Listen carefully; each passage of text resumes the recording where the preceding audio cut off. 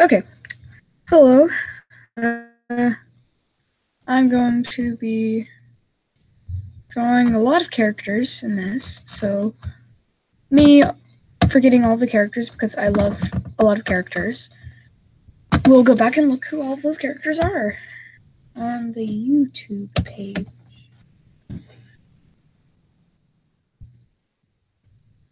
Also, my Google Hangouts thing up here is... I keep this up here. I'm sorry if it makes you triggered or something, but I keep it up here in case I have to, like I have to do something that I don't want you guys seeing, so I can just press stop sharing up there instead of having to go into the tab and stuff. So now we wait for my YouTube page to load. Not even my account. Don't have YouTube right. So I'm gonna stop sharing my screen because I have like a million accounts when it comes to school accounts. And wait. Also, I didn't realize until just today, even though I finished reading Thunder and Shadow yesterday, and started reading Thunder and Shadow yesterday, I'm proud of myself, but I didn't realize until now that Thunder and Shadow is because Twigpaw's in Thunder Clan and Violet Paw's in Shadow Clan. Why am I so stupid? I don't know. I hate Needletail. Just right now, Needletail is a total. Also, in the allegiances, it's I'll tell you all of the characters. Spoiler alert: that's name have changed in this. Alderpaws has its Alderheart by the end.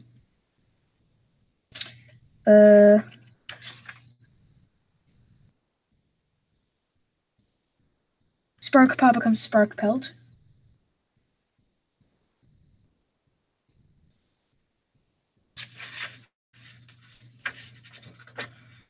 Crowfrost dies. Little Cloud dies. Needlepaw becomes Needletail. Sleekpaw becomes... I don't remember what Sleekpaw becomes, but Juniper Paw becomes Juniper Claw. Yarrow Paw becomes Yarrow Leaf.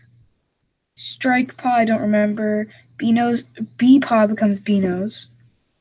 I think Kinkfur dies, but I think Oakfur dies. I'm pretty sure.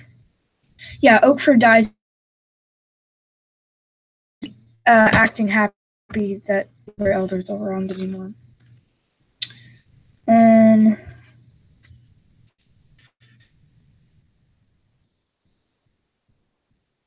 I didn't notice Hoot Whisker now until now. What is this, Hooters? A lot of these characters are just villains, honestly. There's a J-Claw. Anyways, in ThunderClan, I didn't point out a lot. Leaf Kit becomes a Leafpaw. Lark Kit becomes a Larkpaw. Honey Kit becomes Honeypaw. Twig Kit becomes Twigpaw. And then Shadow Clan, Birch Kit becomes Birchpaw. Lion Kit becomes Lionpaw. Puddle Kit becomes Puddleshine by the end of the book. Slate Kit dies, I think. I think Slate Kit dies. I don't know. And Violet Kit becomes Violet Paw. And then Grassheart has... I know she has Snake Kit.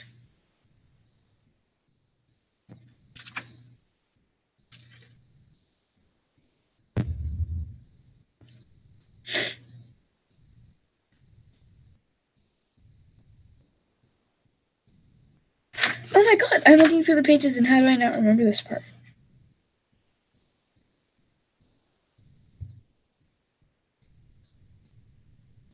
Oh, now I remember. Okay. How did I not remember that?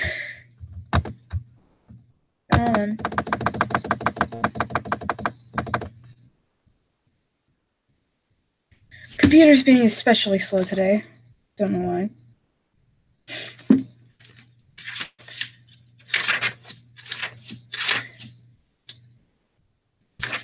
Okay, whatever. We'll just give up on this. Alright, my favorite characters that I'm going to be drawing are Squirrelflight, Alderheart, Twigpaw, because I really like Twigpaw, Sparkpelt, Bumblestripe, Ambermoon, Fernsong, Purdy, Crowfrost, Puddleshine, Kinkfur, Harespring, Mothwing, and Larkpaw. I forgot Larkpaw. How did I forget Larkpaw? Let's find some more characters I like, because there has to be more than that in River Clan. I guess I would like J Claw just because of his. Nah, I'm not gonna do it just because of his name. I like all of the cats that went on the quest with, except for Tigerheart. I don't really like Tigerheart that much. In this book, I start to not like Tigerheart and Devilwing's relationship. It's just in this book, though. I used to like it. I don't know why. But, I have no sound on my computer, so I'm terribly sorry if you can't actually hear me, and I'm sorry that I'm delaying this so far. So let me actually share my screen again, because you guys can see it now, because I gave up on my YouTube page loading. Oh crap, I was adding characters, but I like all of the characters. Oh my god, I forgot to add Whitetail. How could... Oh, and she actually was one of the cats that went on the thing. I was going to add her no matter what. So, actually from Thunder Clan, I didn't like any of the cats that went. And in Shadow Clan, I didn't like Toadstep. And he died of cream cough. I mean, you can't just, no. I liked Birchfall and Toadstep's relationship, though. It was cute. I liked it. It wasn't like a romantic relationship, but it was like a friendship relationship that I remember that they remember, and they're just like, oh, I remember the good old days. But anyway, I'm starving, and I'm supposed to have ate, but eating is for lame kids, and so is chewing. You know what? At the end of this, I'm just gonna... I got that from something that Moon Kitty said on Tonelli Flowers' live stream today. I don't know if it's still going or not, but it may be. So,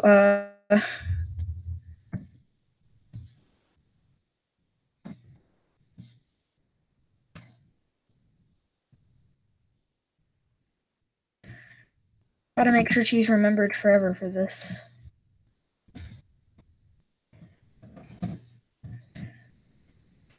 There you go. Got it. Just at the end. Just because.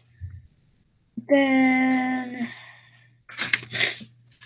I don't like Lion Blaze at all. I don't like Lion Blaze. He's too ambitious. Being a jerk about Heathertail.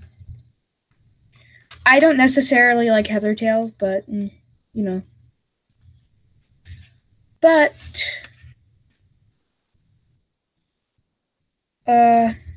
I like Willowshine, but I'm really neutral with Willowshine. I hate Breezepelt. Here, just from my feelings on this book, I will give you all of my great opinions on all of these characters.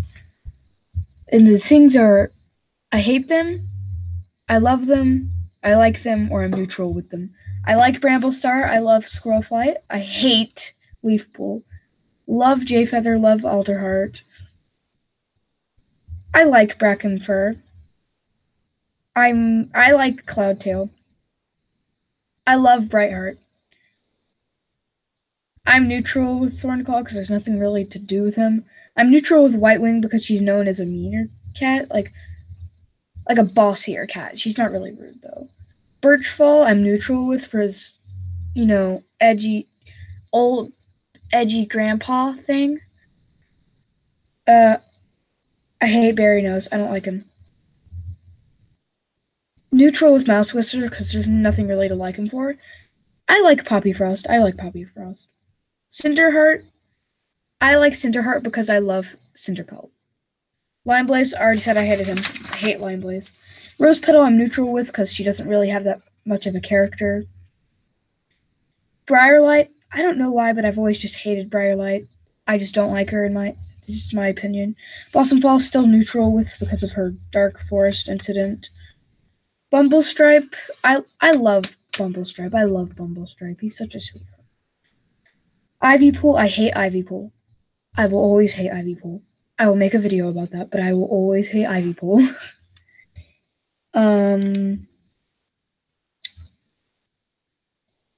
Dovewing, I'm neutral with Dovewing. Just neutral. Cherryfall,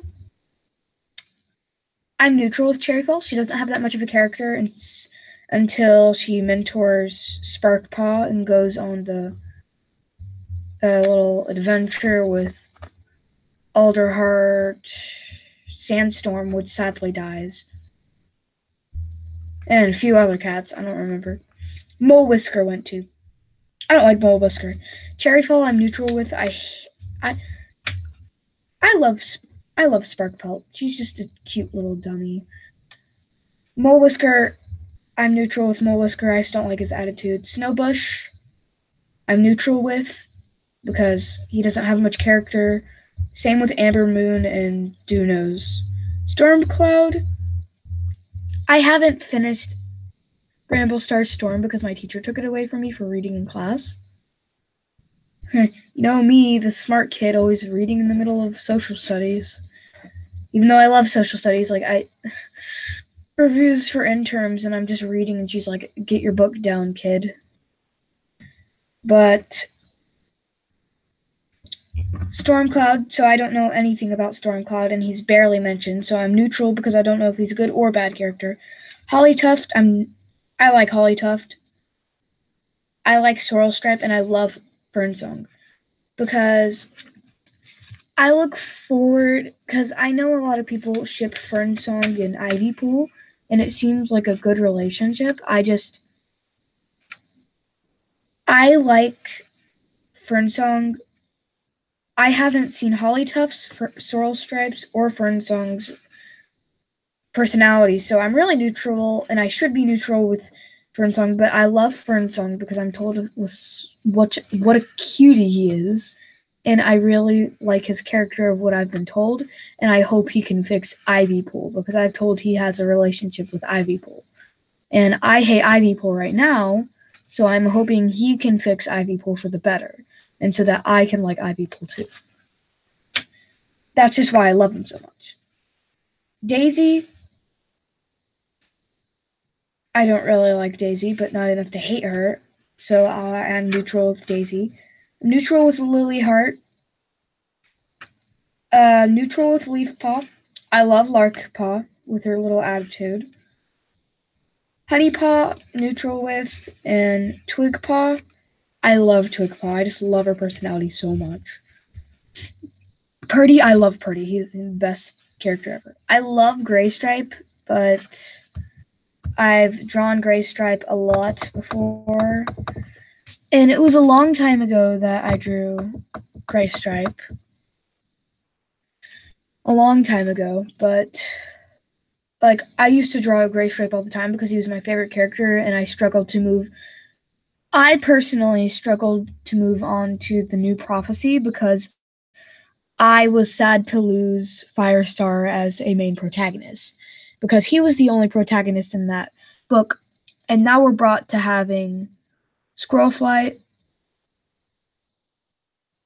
pretty much all of the cats on the adventure, as all the cats that were on the adventure, Crowfeather, Feathertail,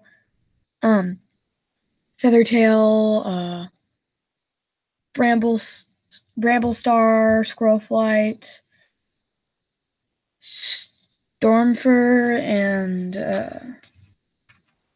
then Leafpool are all there, and it's just, I don't like it. And so I struggled on to move to that, so I just drew the main trio and Graystripe a lot, because I liked Graystripe the most out of Ravenpaw, Graystripe, and Fire.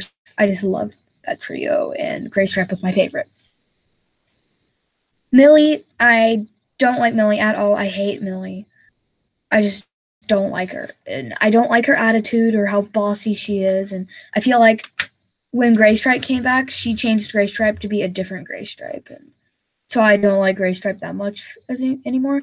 I can still say I love him for his background and how he used to be. But if I was talking about how he acts, I don't like Graystripe. And I'm neutral with him because I've always loved Graystripe. But Millie, I hate Millie. Rowan-Star, I'm neutral with Rowan-Star. Neutral with Rowan-Star. Crowfrost, oh my god, I love Crowfrost.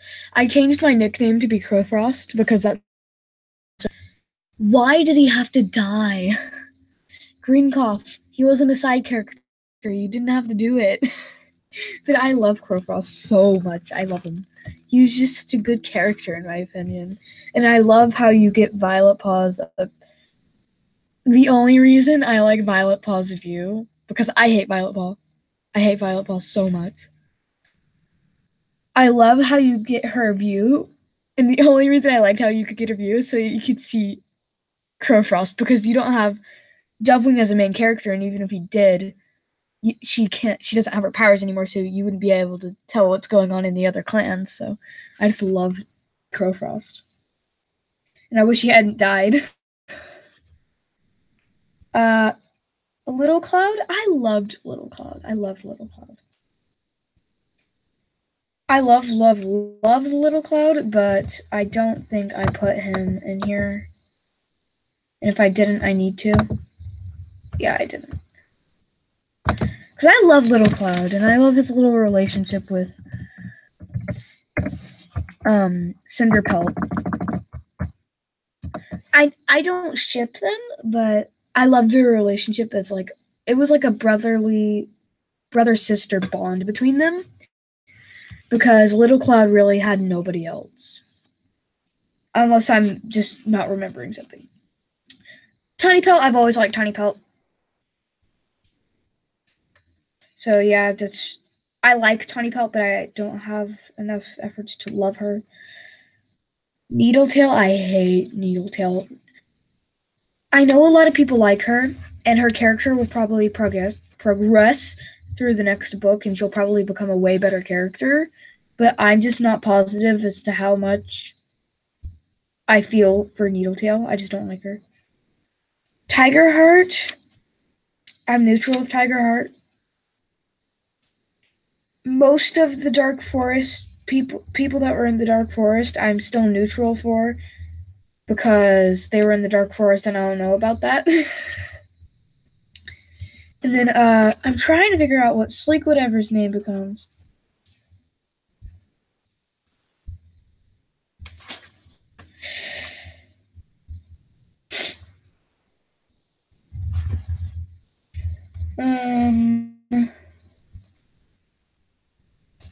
Sleekpaw, it says Sleekpaw there. And Violet Kit, so.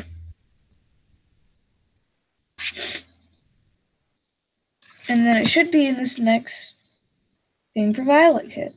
For Violet Paw, because she becomes Violet Paw. There it is.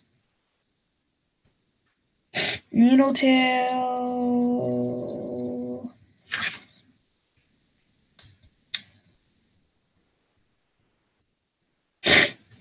My nose is dying, I swear. Sleek Whisker is a name. I don't like Sleek Whisker. Sleek Whisker was the worst because he was the first one to promote not liking StarClan, and that StarClan should go die in a pit forever. I don't like Sleek Whisker. He was the first one to promote not liking StarClan and not to believe in it, and a lot of people followed him afterwards. Rain, I like Needletail and Rain's relationship. I think it's cute, but you know. Let's find some more names. Cloverfoot. Cloverfoot doesn't have much personality, but anybody that's in the whole rogue clique, I don't really like. So Cloverfoot, I'm gonna stay neutral with because she can get out of this, but Sleek Whisker I hate. Juniper Claw I'm neutral with because, Nettle, I like Nettle because she's like a good herb person and stuff. So I'm neutral with her. Beanos, don't like Beanos. Beanos is a neutral. It's weird saying Beanos. Darktail, I hate Darktail so much. Like, to the inner core, I hate him. So I don't like Darktail whatsoever at all. Roach, I think is a hilarious name. And thank you very much, Aaron's. But I don't really like Roach. I just remember the name Roach because I used to have it.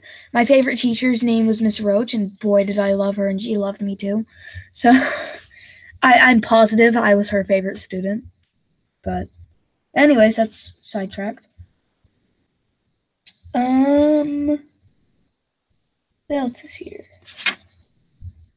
Yarrow Leaf. Yarrow Leaf declined going to the Rogues, so I like Yarrowtail. Yarrow Leaf, not Yarrowtail. What the heck? Also, here's one really, really sidetracked thing from anything I'm talking about. Whitethroat. Did they want him to have white cough? White cough? His name was literally Whitethroat. Did they want him to have white cough and die from green cough? Nope, sorry, he got ran over. I think that's how he died. I don't remember if Firestar or somebody from ThunderClan killed him or he was killed by a car. I don't remember. I just remember he was killed by the tunnels. I always shipped Whitethroat and Leopard Star though, even though she died from diabetes.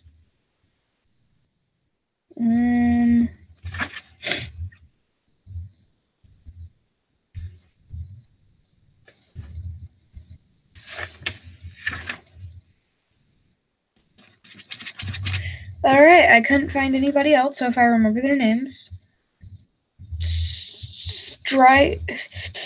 Spikefur has no personality in this whole entire thing at all. Neither does Stonetooth, but they stay, so I'm neutral with them. Wasptail, I'm neutral with her because I don't know anything about her. Strikepop, don't.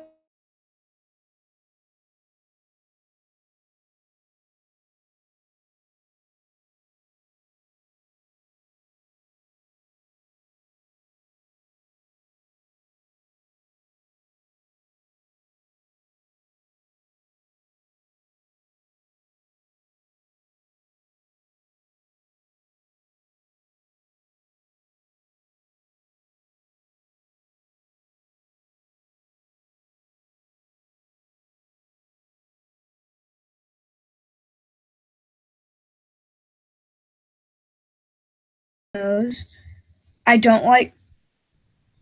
What the heck? Alright, I hate Dawnpelt because she blamed Jayfeather for Flametail's death.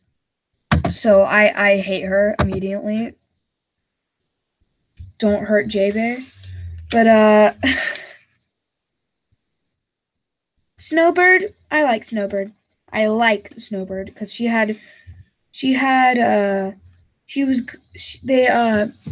they recognized her as being good with herbs and helping and stuff, and she was a queen once, and it was really helpful to Tawny Pelt when she had to leave to go.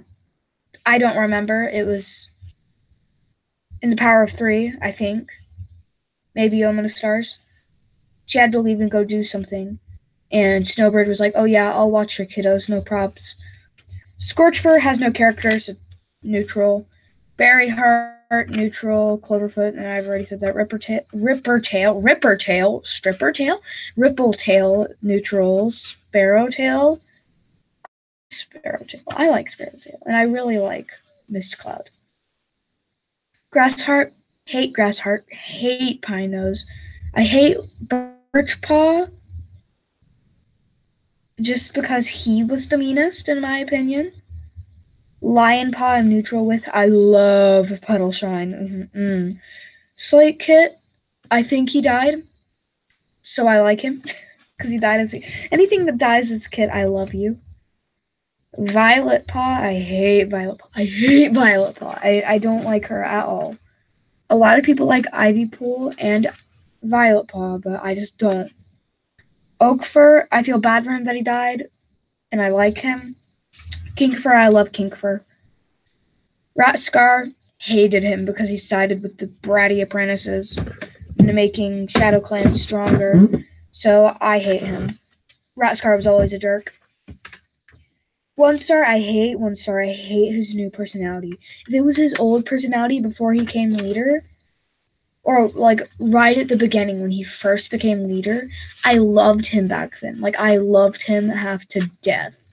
But now I literally can't stand him. Like I hate him. Harespring, I love Harespring because he stands up for his leader and he's like, oh, don't listen to him. He's just being a brat. And he helped Puddleshine get the Lungworth, I think it's called. Lungwort. I don't know. Kestrelflight, I love Kestrelflight. He's such a sweetie. Nightcloud, I hate Nightcloud. I hate Nightcloud. She's so attached to Crowfeather and Breezepelt. I think she'd die without them. Gorsetail, I like Gorsetail, I guess. Just reminds me of Gorsepaw. Seeing no tear drips down face. Crowfeather, neutral with Crowfeather. Fernpaw has no character, so neutral with that one. Leaftail has no character. Amberfoot has no character. Breezepelt, I hate Breezepelt. Breezepelt needs to die. Firstpelt, I like Firstpelt, and I feel bad for him because he dies because of stupid rogues like Darktail. Larkpaw, the second Larkpaw in Wind Clan, don't like her because she's stealing my bee's name. Sedgewhisker, I love Sedgewhisker because she was on the original thing. She was on the original quest, so I like Sedgewhisker. Slightfoot has no character, so eh. Oakclaw, has no character. Featherpelt has no character. Hootwhisker reminds me of Hooter, so I hate him immediately. Heathertail, I don't like Heathertail just because she was such a great character, and I loved her because she could deal with Lionblaze not liking her anymore, and she was like, okay, cries in a corner. But the reason I don't like her now is because she ran away and went with Breezepelt because, in my opinion, she did it because she knew Lionblaze didn't like Breezepelt, and Breezepelt probably liked her, so she was like, sure. And then Smokepaw and Brindlepaw are the spawns of Heathertail and Breezepelt, so no, I don't. I'm neutral with them because they can... Okay. So, let me think of two really bad characters that had a kit, and then that kit turned out to be a good character.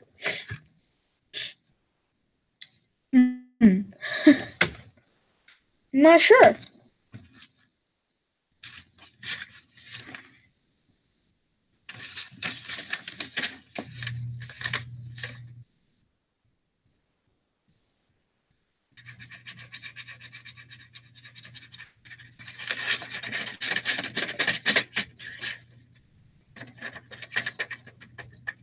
Right. Two really bad characters. Well, one isn't really bad. I'm neutral with him. But the other one I hate and which would die. Okay. So these two characters are, and I'm sure you're familiar with their kits, is Leafpool and Crowfeather. Crowfeather I'm neutral with. He's not the best character. He needs some work on. And that's why I'm so excited for Crowfeather's trial. I've heard how good Tigerheart's Shadow is. And honestly, if they can make Tigerheart's Shadow as good as people say it is, even though he's a wrecked up character, then, I mean, they can also fix Crowfeather, even though he's a messed up character too. They can fix him into a better character to making him like break up with Nightcloud and get to and at least make up with his kits. I wouldn't make up with Leafpool. That's just wrong. And goes against you having a kit Night Cloud, but making up with your kits would be a bonus. So, oh God, I've spent 40 minutes ranting on my favorite characters instead of doing exactly what this is about. Okay, not talking about that, how I messed up. Next character is... Oh, right, let me finish. Jade Feather became an outstanding character that I love. And Lion Blaze was good as an apprentice and good as the beginning of him being a warrior. But I don't like him now. I just don't. He seems ambitious and just, I don't know. He seems more like Thornclaw with bigger muscles.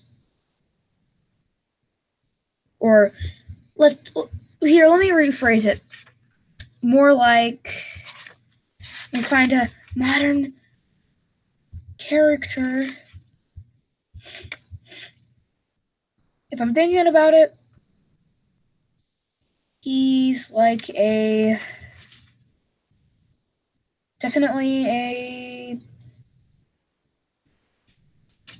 now he's just like a berry nose, but stronger. A stronger berry nose that's less rude. So that bothers me because I hate berry nose. So, yeah. Whitetail, love Whitetail. She was such a great character, and I just loved her.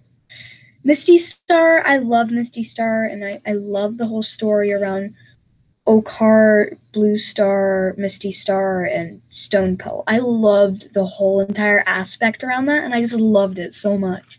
Like I can't process how much I loved that. Reed Whisker, I like Reed Whisker. I really like Reed Whisker. Mothwing, I love Mothwing. Mothwing is such a...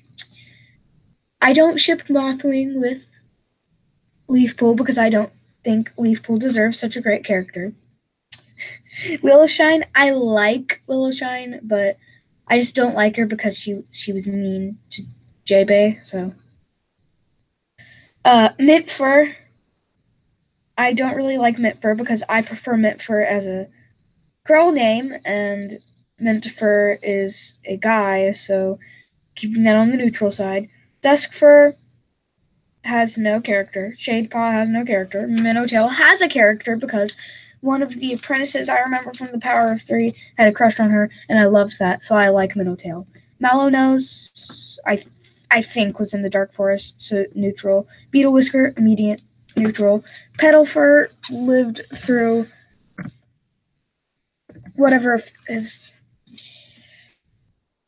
If I had the books with you now, I would find that name and tell you exactly who died in the first book of Omen of the Stars, but I can't remember. I don't remember his name. I honestly don't remember his name. But she lived through his death, and that was good. And she became a remarkable character that was still nice. Even though we don't get much stuff from her anymore, I mean. Then the rest of the ones and the rest of the allegiances for this book are background characters that nobody cares about. Besides Icewing's Devil, Night Kit, and Breeze Kit, are you just trying to make them as edgy as possible? Like Icewing. I know you don't have the edgiest name ever, and I know Ice Cloud replaced you, and Ice Cloud is a way better character than you, but dude, hold back. You're not edgy.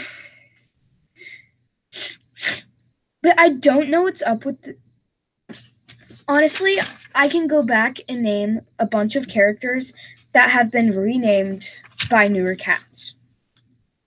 So, Leaf Kit, Leafpool. Let's start with ThunderClan. Justin ThunderClan. No, I'm not going to do that. J Feather. There's also a J Claw in... Alright. Leafpool. There is a Leaf Kit. There's Leafpaw's one of Lilyheart's kits. And in Wind Clan, there's a cat called Leaftail. Alright. Second thing is J Feather. There's a cat called J Claw in River Clan. Not the best name choice. All right.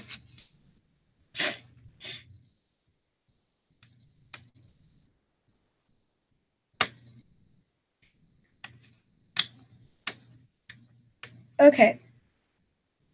Snowbird, and then Snowbush. Snowbush is just randomly here like, hey guys, it's me, Snowbush. I took Snowbird's name because she's an unimportant old queen that should be moving to the Elders Den any second. And then I don't think any other cats in Thunder. Nope. Larkpaw in ThunderClan. Guess what else? Larkpaw in WindClan. Wow, great name choices, guys. Crowfrost, Crowfeather. I love you, Crowfrost, but like seriously, your mother sucks. One name that just sucks. Needletail? Do they even know what needles are? Did they just try to make her like miserable as possible? Juniper Claw and Juniper Kit, which almost survived, I guess, kind of.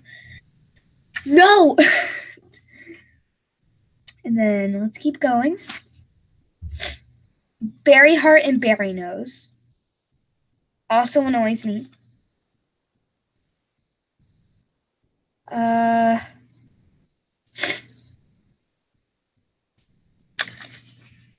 Oh, there's a Fernsong in ThunderClan. And guess who just decides to name their kit something and makes it Crowfeather's like 8 billionth apprentice? Fernpaw.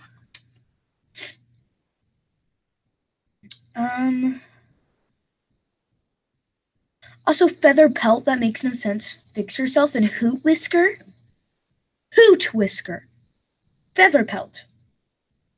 Birds don't have pelts. Birds, especially owls, don't have whiskers. What were you thinking? Anyways, not talking about that.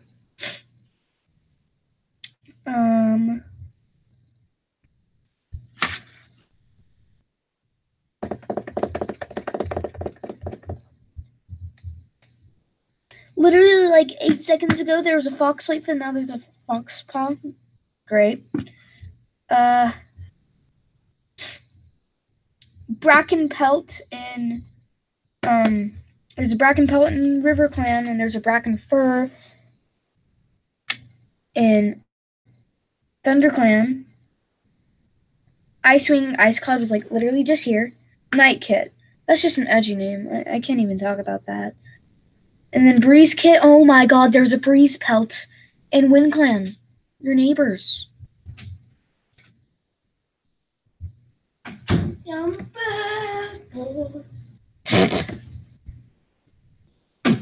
Okay. And then also, there's Hair Kit, which is Hair Leap from WindClan. Gorse Kit, Gorse Tail from WindClan. What's up with RiverClan and naming all their cats after WindClan cats? Like, sure, they got the good names, but you don't gotta steal them. Anyways, I went on a little rant for 50 minutes. Guess we should go ahead and start drawing. And she's a good girl all the time. No. And I'm free. No. Free fall. Boo, you suck. Oh, thanks. You're welcome. My pleasure.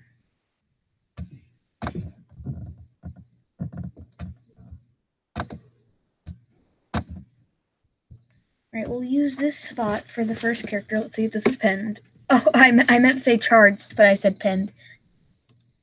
Alright, first character. If I have to go ahead and look all the way back.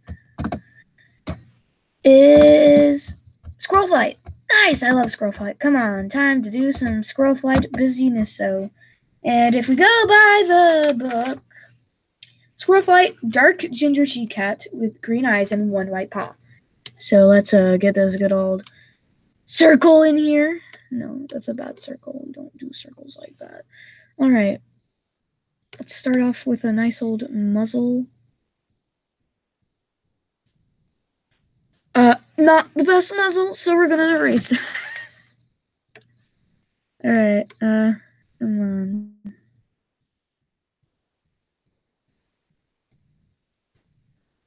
All right. What's an expression this girl has?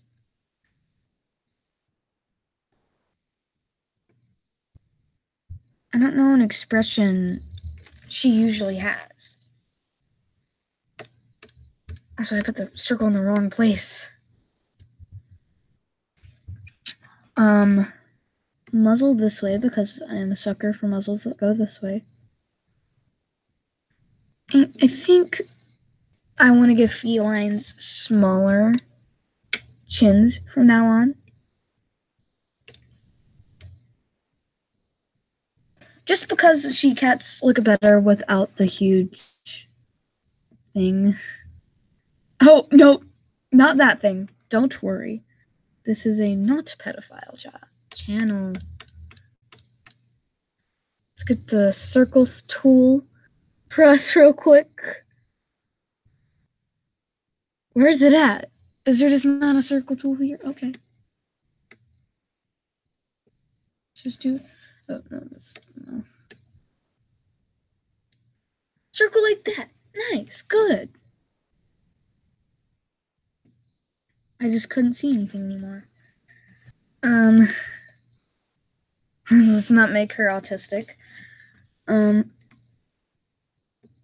Nose. Finally, I came up here. Who are you talking to? A live stream. Here's some water. Thanks. Welcome. It has ice in it. Oh.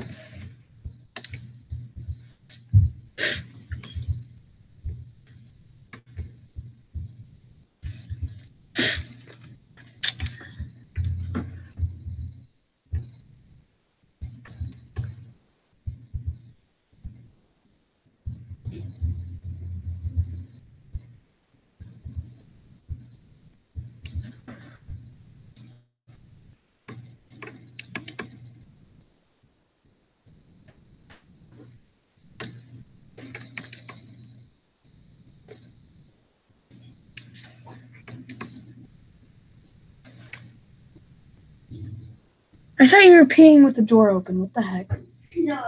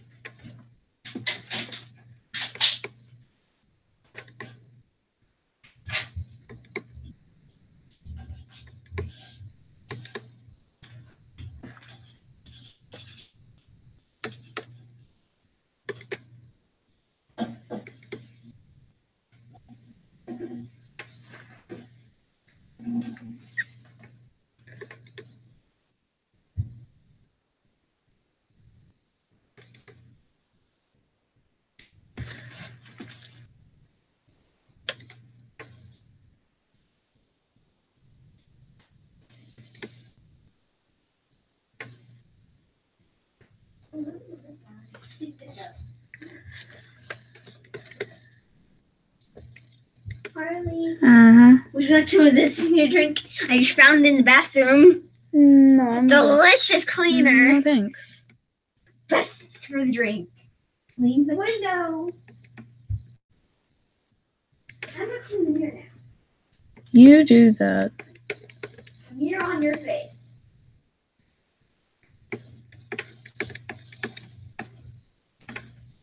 Just kidding, I'm gonna use the toilet now.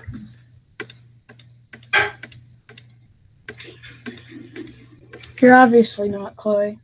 What? You're obviously not.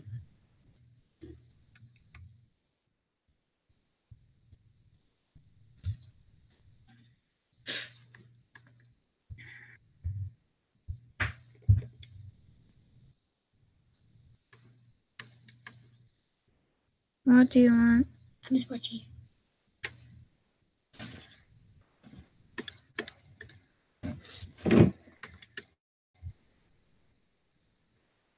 Wait, can he hear us?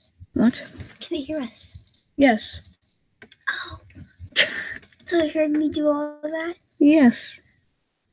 Can you stop a live stream? Yes. Can you stop a live stream? Yes, I can. Can you? Will you? Please you? No. Are you gonna drink your water? No, because I don't want to, because I'm scared you put something in it. I'll drink it then. I spilled some on my toe. But I didn't spill on your floor, so I don't have to clean it up. It's on my toe. See, here's got lost down in some good old delicious. Yeah, like you didn't drink it. Oh. Now it's on my floor, and now you have to clean it up. No, it's on my toe. Go on. Where do you feel water? See, no water. I'm gonna go grab something.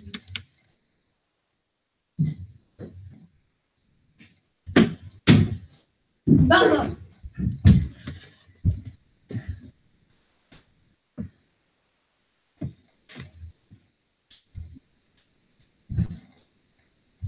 Ah, crap.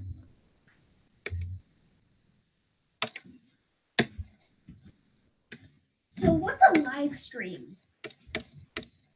No. Like, I know it's like a video for YouTube, right?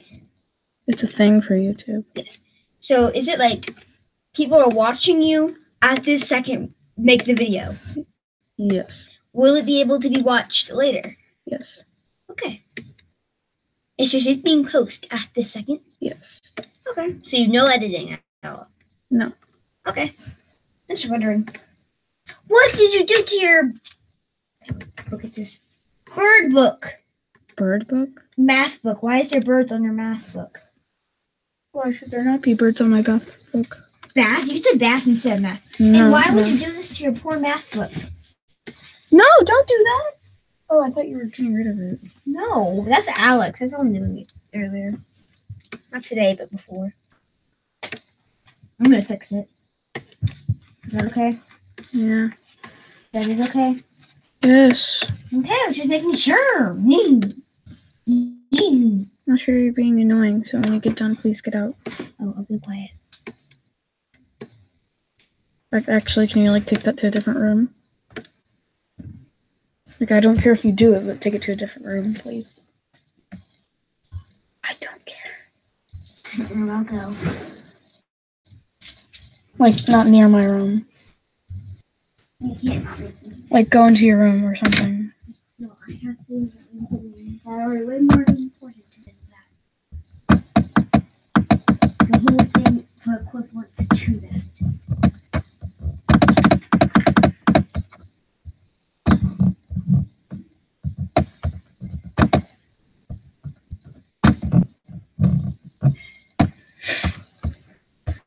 Okay, so...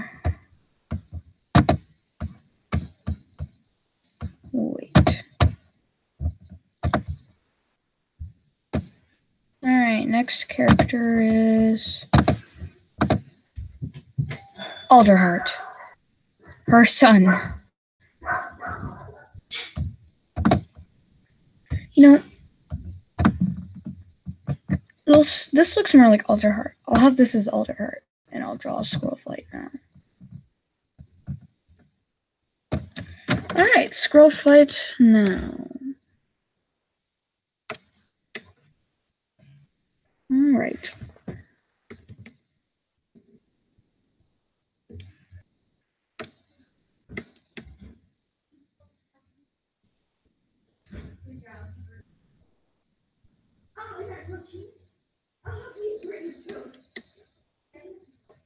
Let's make it sketchy because I'm a cool kid.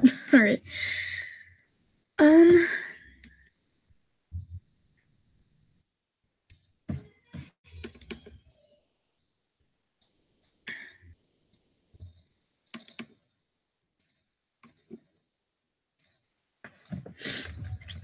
in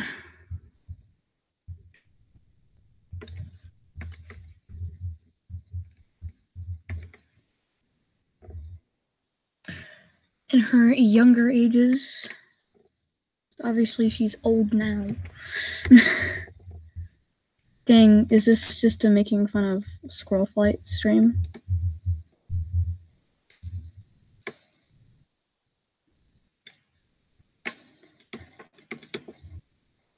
And she's not blind, so we are going to color those in. Come on. Here we go. Not pressing down hard enough.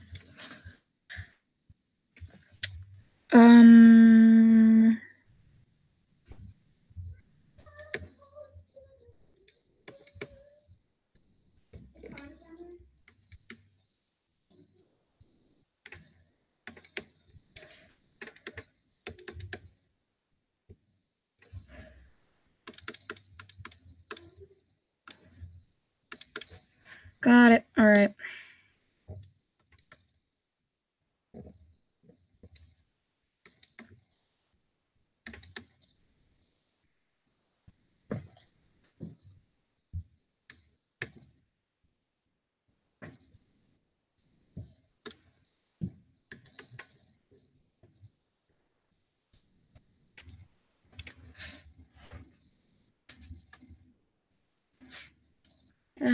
Okay, shouldn't use that to do that.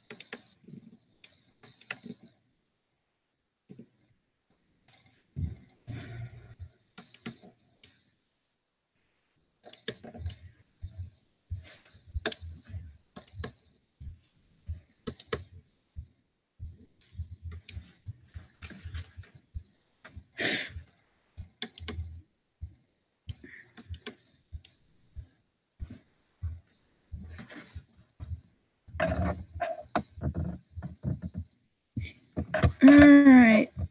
Next character is Twigpaw.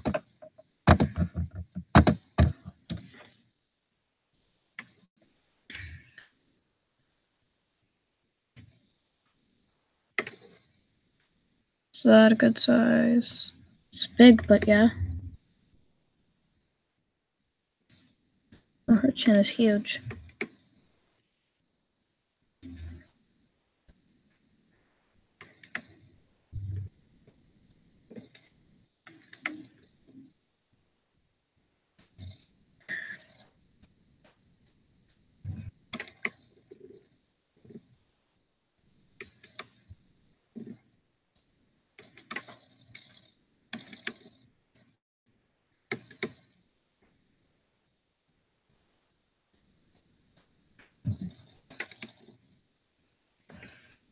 I'm aspecting more of a Alderheart character on her right now. On accident.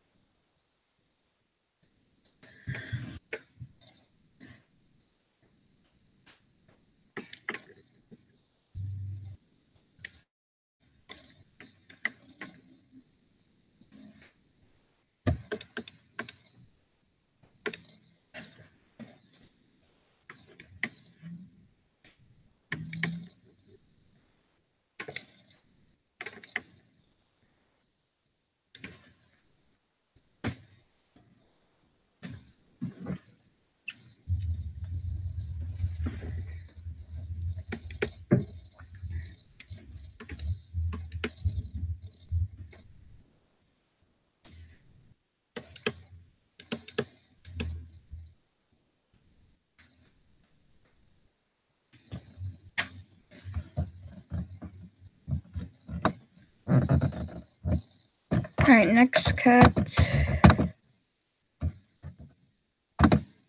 Sparkpelt.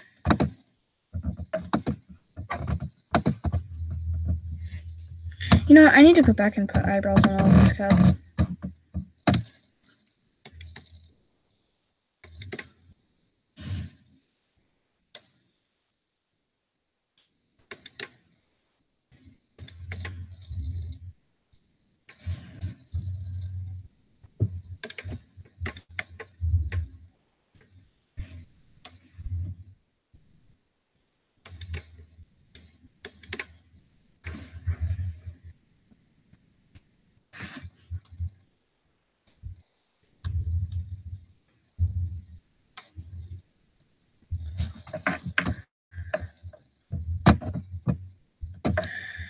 Alright, so Sparkpelt.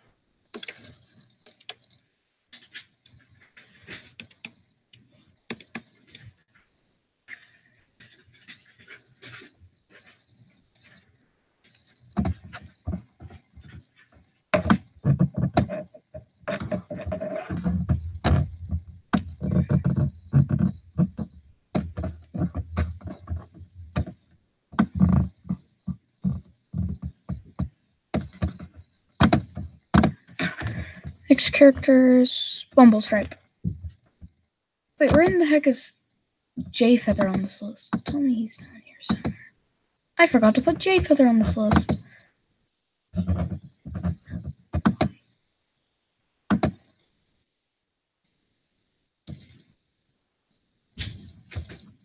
I guess. Oh, I didn't need to put Ambermoon on here. Why is Ambermoon on here? J Feather. J Feather will be after Bumblestripe, and Bumblestripe is a stripy boy. So Bumblestripe now.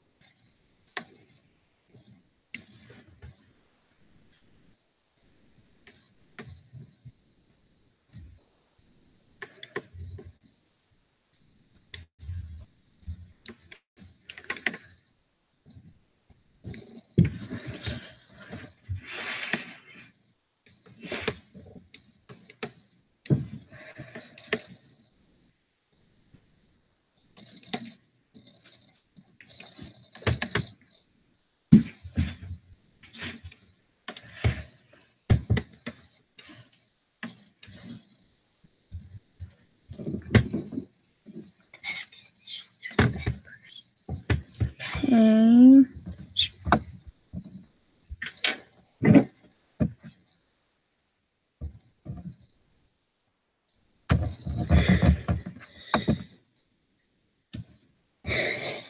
Okay, next character is Jay Feather. Should have seen that coming. Too big.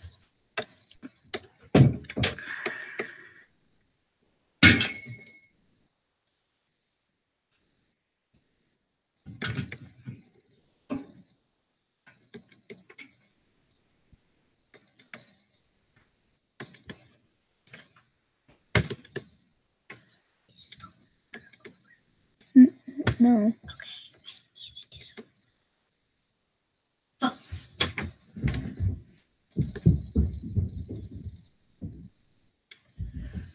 I have to make his eyes bigger because he's blind, and so I don't color them in.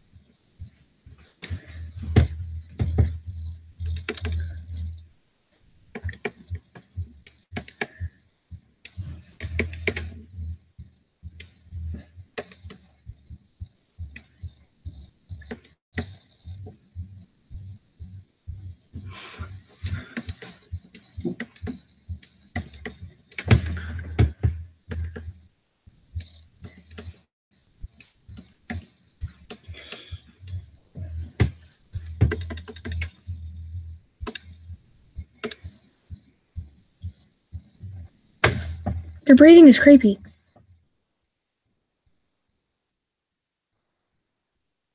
I'm breathing through my nose.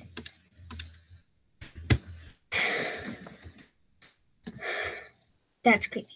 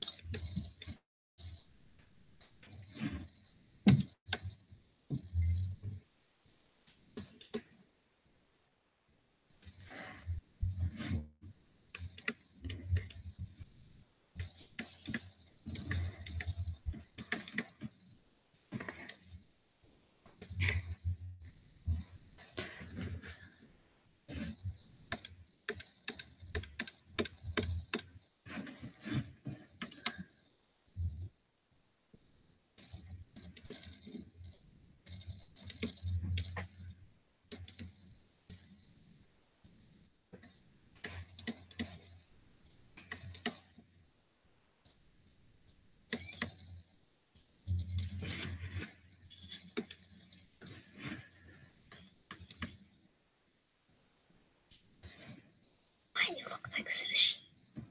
Put it down. It looks like sushi. I don't care. Delicious.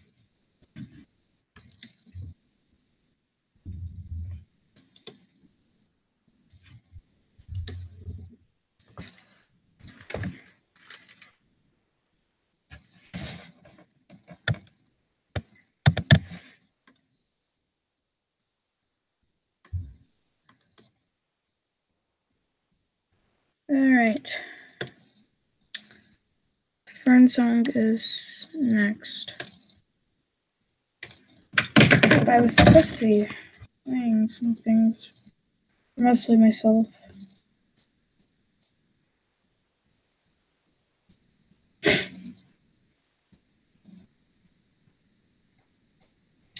it is. As most of you know, Firestar and Scourge are half-brothers, and some could say this is poetic because it shows how similar Firestar, our hero who we've been following for the last 6 books, and Scourge really are. After all, both become leaders of their respective clans, and we learn from Rise of Scourge that Tiny might have had a life similar to Firestar if only he had been accepted in the ThunderClan the same way Firestar had been. And I call that a load of clockstone. The parallel between Scourge and Firestar is so slim that they are hardly comparable. But Scourge went to ThunderClan as a kitty pet and got kicked out. That could have happened to Firestar. They could have went down the same path. No. Just no. Read the beginning of Into the Wild and Rise of Scourge again. Tiny and Rusty have nothing in common besides being kitty pets. Rusty is already a pretty upstanding citizen when we meet him, while Tiny is the definition of chaotic neutral, just doing whatever is best for himself and trying to survive. While both went into ThunderClan and met with different results, there's no way Rusty would have ever gone and become the same evil psychopath that Scourge was, even if he had been met with the same hostility in ThunderClan. And same could be said if Tiny had been accepted as a clan cat. I have no doubt in my mind that a clan-reared Tiny might have turned out to be the same kind of unstable mess that he is now. Back on topic, though. The real reason I don't care for this parallel between Firestar and Scourge being brought up all the time is because usually when you write that kind of story, you're trying to show your audience what your hero might have been if they didn't have the same strength of character. It shows what the hero fears he may become if he doesn't stick to the straight and narrow. The problem with this allegory here is that we're never afraid of Firestar becoming anything like Scourge. There is never any indication that Firestar has to fight against his own dark nature or anything sinister like that. There is, however, a much better and subtler parallel through Cloudtail, Firestar's kitty pet-born nephew. We're first introduced to Cloudtail as Princess's kit, her firstborn and the kit she has chosen to give Fireheart to take back to the clan. Cloudkit is reluctantly accepted into the clan, and Fireheart has to deal with the consequences of his actions. Not just because Bluestar punishes his foolishness for assuming that ThunderClan will just take Cloudkit in, but from Cloudkit himself, who's kind of a snotty brat, and Fireheart is always frustrated with how Cloudkit takes his membership in ThunderClan for granted. Cloudkit is overconfident and disrespectful of the life that's been given to him. Even though he's kitty pet born, Cloudkit doesn't really have a grasp on what this means, or understand why the clan should treat him any differently because of it. And this is totally understandable from Cloudkit's point of view. Cloudkit doesn't remember anything but clan life, unlike Fireheart. He grew up with Ashkit and Fernkit as adopted siblings, and Fireheart is sort of a father figure. And Fireheart has already proven that kitty pet blood shouldn't matter at that point. But for Fireheart and the reader, who have had to watch Fireheart struggle with his own identity, it's easy to want to smack Cloudkit in his little entitled ass. He acts like a total prick, and he's proud of it. He doesn't understand why Fireheart makes such a big deal out of the life Cloudpaw has always had. Contrast all of Cloudtail's personality and upbringing to Fireheart, though. When Fireheart brings Cloudkit back to ThunderClan, he's been having a big personal struggle over whether or not he's worthy to be anything other than a kitty pet.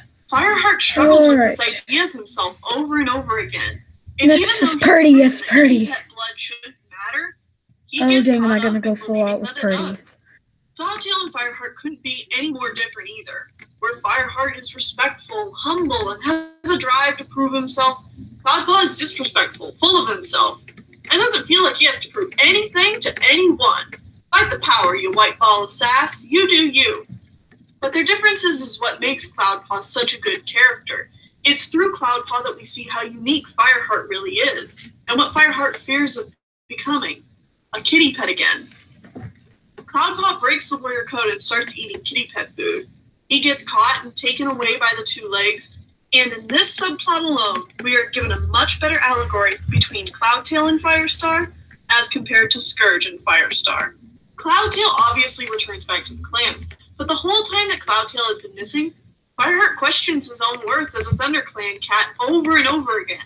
And when Cloudtail returns to ThunderClan and starts to act more like a respectable warrior, Fireheart's own identity problems start to resolve themselves. Through all of this, though, we see how Fireheart is special. And not just because the prophecy tells us he is. This is a great moment of show versus tell story writing.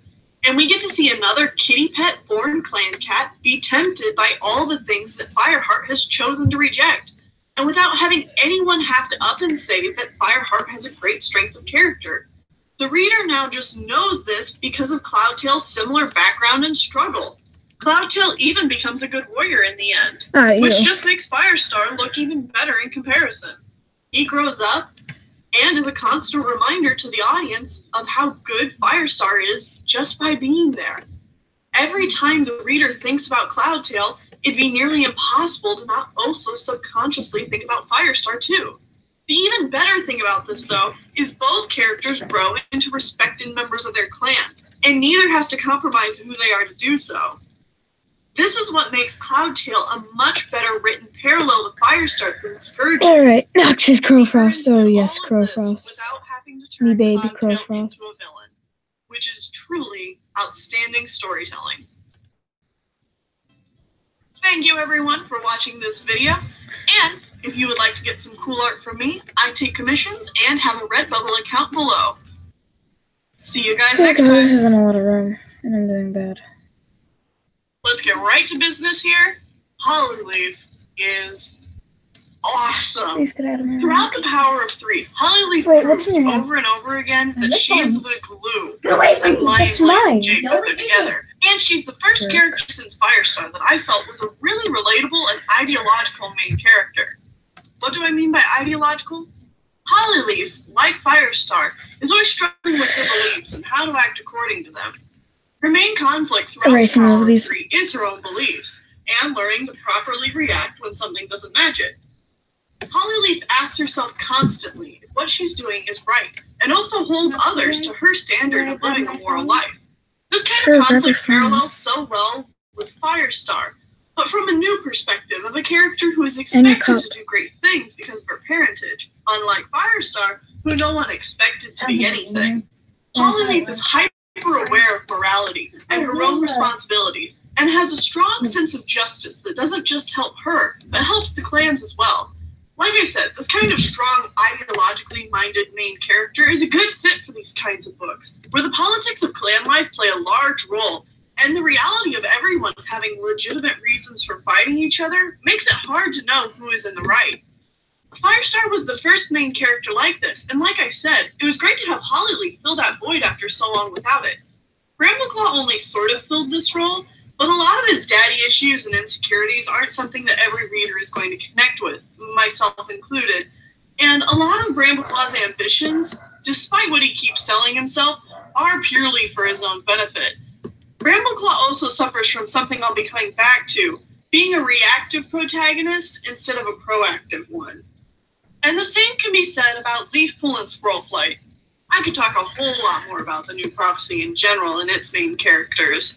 Anyway, though, I would have loved for Brambleclaw's arc in the second series to have just concluded with him learning to be content as a warrior, and him finding his own self-worth and happiness in that.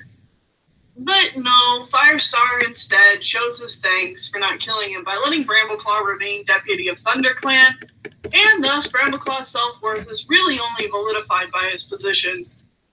And then you get to Power of 3's main characters, Hollyleaf, Jayfeather, and Lionblaze, who all bring their own flair to the narrative. Jayfeather is a dick, and even though he's my personal favorite out of the 3, his character is purposefully foilistic to the normal warrior's protagonist, which is great. And then there's Lionblaze, who is an odd choice of a main character in my opinion, because while he's not as self-serving as Jayfeather, he's also just, how to put this, kind of dull. Lionblaze doesn't have Hollyleaf's cunning mind, or Jayfeather's amusing quips. He's obsessed with his talent in fighting, But other than that, Lineblaze is a pretty normal dude who happens to pack a lot of heat. I will admit he gets better later on in Omen of the Stars, but especially in Power of Three, he just comes off as kind of bland. But a story about the Everyman is appealing to a lot of people, so I understand why people like him. I don't hate Lineblaze either, for the record. It's just that he's a strange choice because he lacks the character and personality that Jayfeather and Hollyleaf bring to the table. Which, honestly, now that I think about it, might be exactly why he's there. But this all brings me back to Hollyleaf. We can gripe all we want about how silly it was to kill Hollyleaf because the Urans couldn't think of a power for her, and then drag the story over another 6-book arc. But I think what really disappoints me about the whole thing is the waste of Hollyleaf's potential. Even though Hollyleaf might not have had a power, she was a moral compass and a leader to many of Jayfeather and Lineblaze's adventures.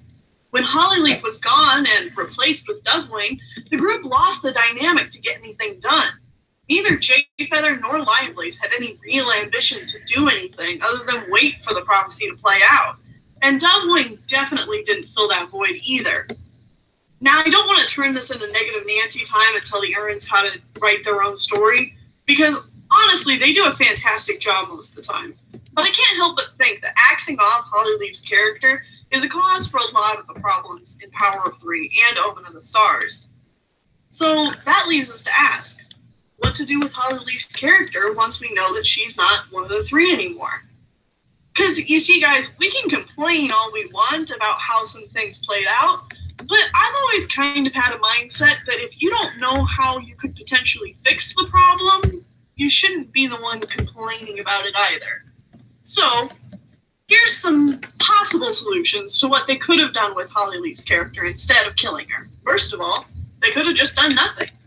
Just because Hollyleaf isn't special doesn't mean she needed to die. Like I said, Hollyleaf was the only one with the moral compass, and for the record, she got shit done. Unlike our other protagonists, who were reactive, Hollyleaf was proactive. After all, that's why out of the three of them, Hollyleaf was the one to kill Ashfur. Not spiteful Jayfeather, although who says he wouldn't if he could have, but still, he didn't. Or OP Lineblaze, but get shit done Hollyleaf. And good for her too, because Ashfur is such a piece of fox dung.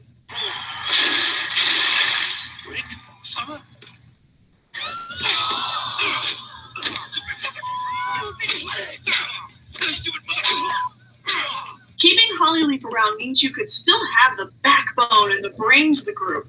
And now you get to see how Hollyleaf faces the consequences of her actions and how she reacts to finding out that she's not one of the three. Which might sound like Ivypool's arc, but unlike Ivypool, their stories could parallel each other. And while Hollyleaf starts at her lowest point ever, she can overcome her jealousy and figures out her place in the world, becoming more than just one of the three.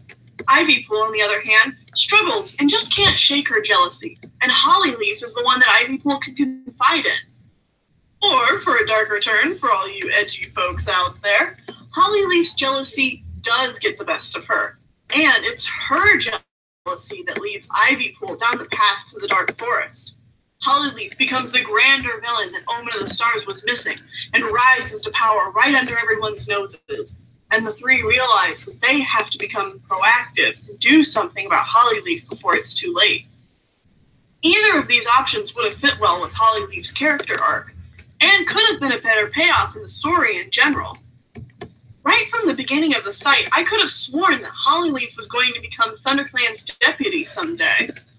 And her character really seemed to point in that direction, and not in the more superficial way like Brambleclaw, who just really wanted to be deputy. Hollyleaf felt like a natural leader who would rise to the occasion like Firestar did. So it was really disappointing to see her go crazy and then get killed, only to come back and get killed again. But no, she does die, and thus her whole arc kind of feels like a waste of time. Around Long Shadows, Hollyleaf's arc starts to make a drastic change from being about a good warrior and living up to her own high expectations of herself, and more about her insecurities of what others think about her, which leads to her downfall. As a result, her original arc is pretty much overshadowed completely by this new one. And that's a shame, because in hindsight, I think I liked where her first arc was going more than what she ended up becoming. I really hoped that when she came back in The Forgotten Warrior, that she was finally going to live up to all that foreshadowing and become the deputy and eventual leader of ThunderClan, despite her past transgressions. This would obviously change a lot of the plot of Omen of the Stars, and I'm in no way saying this would have fixed everything, but Omen of the Stars really hurt from not having a proactive protagonist around to kick Jayfeather and Lionblaze's butts into gear and actually do something. I'll also be the first to admit that I need to reread Omen of the Stars, since it's been a long time and I might be overlooking something.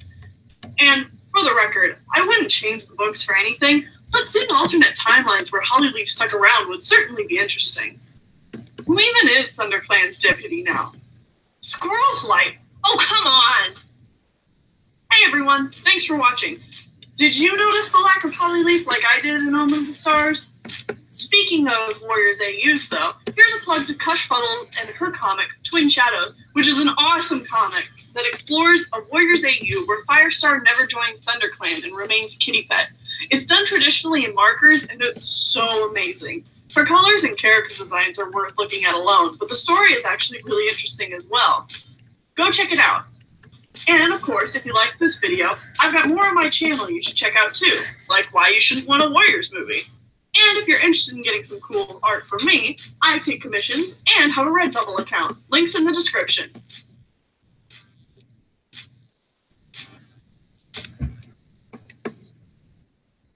Introducing new Simply Summer's Eve Gentle Foaming Wash. The news?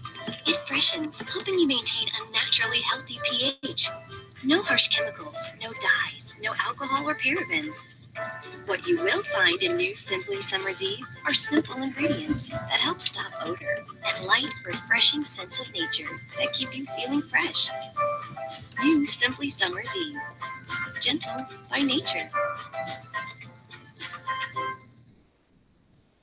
So, yeah, let's talk about SkyClan. Love them or hate them, SkyClan has taken the spotlight in the Warrior series several times now. Firestar's quest establishes them as the true 5th clan of the forest, and he goes on his titular quest to reform the clan. SkyClan's Destiny, SkyClan and the Stranger, and the Dawn of the Clans books all served to further develop this mysterious clan, and now even Vision of Shadows, which has only just released the first 2 books for those of you watching in the future, has shared some of the spotlight with this mostly forgotten clan. Before I get too far into this, I want to mention that I am the absolute worst at keeping up to date with SkyClan books. I haven't read SkyClan's Destiny, SkyClan of the Strangers, or even got a hold of Hawkwing's Journey yet, so keep that in mind as I continue. I may very well bring up something that is resolved in one of those books, but I'm just not aware. I ask that you guys please not spoil Hawkwing's Journey for me though, because I do plan on reading it when I get the time. With that out of the way, let's do this. Now, I've always had a bit of a beef with SkyClan. It wasn't because of their silly names, or because of their Daylight Warriors, or even because the books about them were kind of lacking, to tell you the truth. No, I could forgive and even get behind some of the ideas in these books. After all, a name like Billy Storm is so ridiculous, you can't help but love it just a bit. My main problem with SkyClan was their complete separation from anything relevant going on in the main series. Why should I care about these cats who bear no consequence on the main story or characters? SkyClan is a clan again, thanks to Firestar and Sandstorm, but why bring back this clan from the brink of destruction if they aren't going to do anything? In other words, SkyClan has always been my Chekhov's gun that keeps getting reintroduced to the overarching plot, but then always ends up getting ignored. For anyone who might not know, Chekhov's gun is a storytelling technique. It's the idea that if a gun is shown in a story, it must be used by the end of the story. This builds anticipation in the audience, and it gives a satisfying conclusion to something introduced earlier on. Now, Chekhov's gun doesn't have to be a gun per se. It could be anything. It happens so often, I wouldn't be surprised if you can think of an example off the top of your head right now. When the Power of Three came along, the prophecy Firestar had gotten from the SkyClan ancestors came to fruition, and I thought, maybe the 3 will be vital in bringing SkyClan back to join the other clans, and we'll finally get a payoff for Firestar's quest. The prophecy did come from SkyClan ancestors, after all, and it would be fitting that meant that they had a bigger role to play in the prophecy. And now that the clans have a new home, they could make room for SkyClan. But as the power of 3 continued, Chekhov's gun continued to be ignored, and I began to lose all hope of ever seeing SkyClan get a proper conclusion to their introduction. One of the biggest themes in Warriors has always been that the clans are stronger together rather than apart. We've seen this message time and time again. They can never function together as one clan, but without the other clans alongside them, the clans wouldn't survive. This is why it bothers me so much that SkyClan is still separated from them after all this time. SkyClan is not the tribe of rushing water after all. It is a clan, and as such, it can never truly be a real clan again until it is side by side with the others. Without the support and rivalry of the other clans, SkyClan is still only a husk of its former self. Now we get into Vision of Shadows spoiler territory, so if you haven't read Vision of Shadows yet, this is your warning. So, in Vision of Shadows, SkyClan has been scattered. All hope seems to be lost again for this clan. And yet Chekhov's gun continues to keep reminding us that it's there, waiting for someone to pull the proverbial trigger and bring SkyClan back. Alderheart is practically obsessed with them, and understandably feels guilty about his failed quest. It would be a shame if Alderheart never got the chance to bring SkyClan back together and to the clans. If that wasn't enough, having Echo Song be a point-of-view character in the prologue of Thunder and Shadow pretty much cements that SkyClan will be coming back at some point. Vision of Shadows has alluded to SkyClan's importance numerous times now, and I'll be damned if SkyClan doesn't come back to help save the day. However, if SkyClan remains broken and utterly ignored again, only to show off the power of our villain, I'm gonna be pretty pissed. Luckily, I don't see that being the case, however, especially since all the foreshadowing leads to SkyClan reuniting, and even the prophecy Alderheart and Echo Song shared implies that by the end of the series, the 4 clans will become 5 again, which I'm really looking forward to. This leads to some theory talking time. Like I said before, only Apprentice's quests in Thunder and Shadow are currently out right now, so we don't know anything past that point, future watchers. But here's some ideas about where the story could go at this point. Will SkyClan return and stay at the Lakeside Territories? I honestly hope this happens. The series seems to be building up to this, and I hope I'm not wrong. It would be great to have SkyClan rejoin the other clans and see how they learn and adapt in this new environment and culture. Likewise, it could also lead to some fantastic drama within the other clans, like, where will SkyClan be located? Will the other clans have to give up territory so SkyClan can rejoin them? We also get to see how the clans react to finally being told about SkyClan again after all this time. Will Bramblestar have to face any consequences for keeping them a secret? Another possibility is that SkyClan will take over ShadowClan's territory because of their, let's just say, unfortunate circumstances, and we'll get to see what ShadowClan does in response to this. We could also potentially see SkyClan split up into the already established clans, but I'm not really a big fan of this idea because it defeats the purpose of SkyClan coming back at all. And then we just see even more broken families like poor Violetpaw and Twigpaw. Speaking of which, could Violetpaw and Twigpaw actually be kits from SkyClan cats? This seems to be a pretty popular theory from what I've seen, and it would make sense in many ways. Without the support of her clanmates, a SkyClan queen might have abandoned her kids because she just couldn't take care of them. Now, it's still entirely possible that the 2 sisters were just abandoned kits from some random rogue she-cat, but the SkyClan angle would be interesting. Another reason I'm a fan of them being SkyClan cats, though, is because of a conversation I had with Tasovsky, who had a pretty cool theory about who Twigpaw and Violetpaw's parents could be, and would tie in very nicely with the narrative. Could these sisters be the kits of Echo Song and Darktail? Darktail does have the same coloring as Violetpaw, and Twigpaw looks pretty similar to Echo Song as well. Echo Song has also appeared as a point-of-view character for the prologue for Thunder and Shadow, which would definitely imply that she has a greater role in the story. Couple that along with Twigpaw hearing mystical things and a voice that could be Echo Song's, and you've definitely got a strong case for the 2 being at least SkyClan blood. We also don't know how SkyClan feels about medicine cats having kids and all that. Echo Song might even not know that that's a thing that she shouldn't be doing, so good on SkyClan. And it would also be a nice way to tie our villain back into the main character's plot and see how their relationships all end up going. But we'll just have to wait and see what happens. Either way, I'm excited to see what direction Vision of Shadow takes with SkyClan, and I really hope it shakes things up and finally brings SkyClan back to the clans. What are some of your guys' theories as of right now? I can't wait to read them in the comments below. That's all I've got to say on this subject for now, but I want to give a special shout out to everyone who supports me here on Patreon. You can see their names now. And then another big shout out to the artists who let me use their work in this video. Here are their names, and the links are below so you can go check them out.